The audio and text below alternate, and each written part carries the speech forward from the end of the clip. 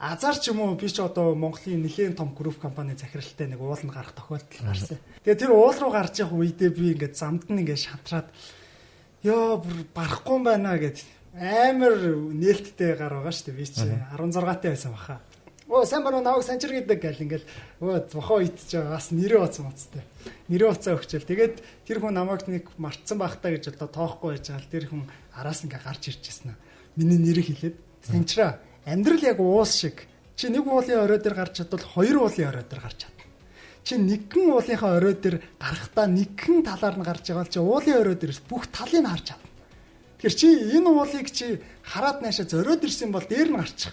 Тэгээд чи захиад уул байгаа гэдгийг хараатхаа.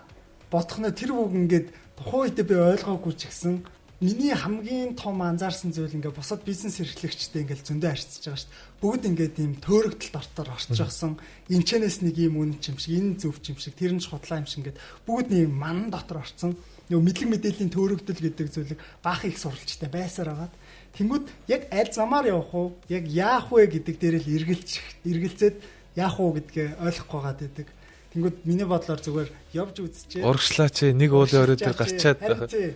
Яг тэр нэг мундаг хүний хэлсэн үг, миний хэлсэн үг биш л дээ. Гэхдээ тэр мундаг хүний үг бол нэрээ бүр ингээд үнэхээр гайхалтайсэн.